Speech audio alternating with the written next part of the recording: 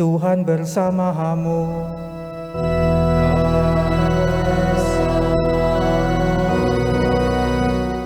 Inilah Injil Yesus Kristus menurut Yohanes.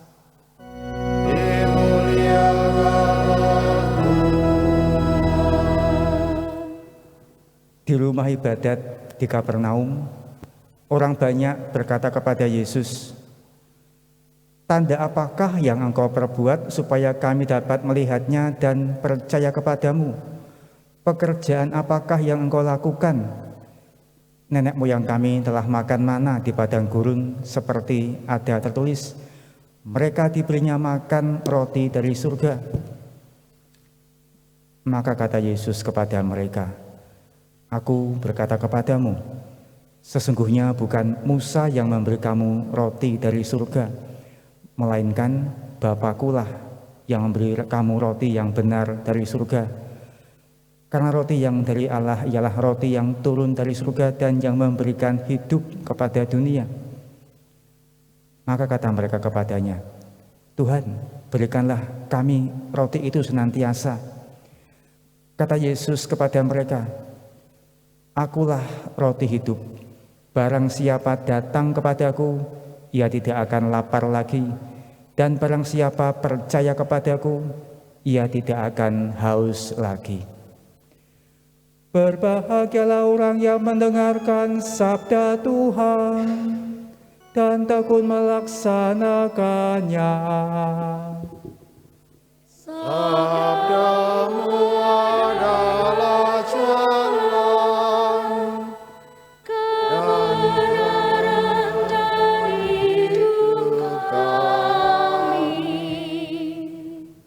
Bapak Ibu, kita mungkin kurang bisa mencerna apa yang dikatakan Yesus, disabdakan Yesus pada Injil kali ini tentang bagaimana Yesus adalah roti hidup.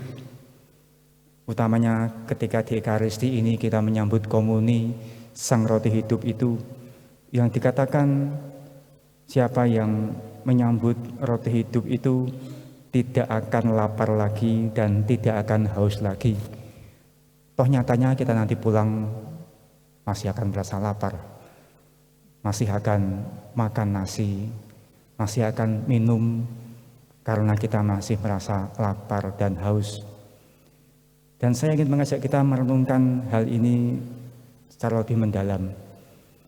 Kalau kita membandingkannya dengan apa yang dilakukan Musa ketika umat Israel mengembara di padang gurun, dan mereka dalam bahaya besar, yaitu bahaya kelaparan dan kehausan, maka Tuhan memberikan mana kepada mereka yang turun bagaikan embun dan dapat mereka makan.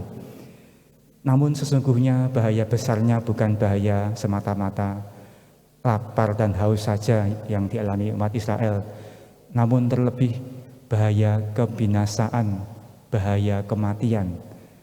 Tentu binasa dan mati itu karena tidak dapat makan dan minum.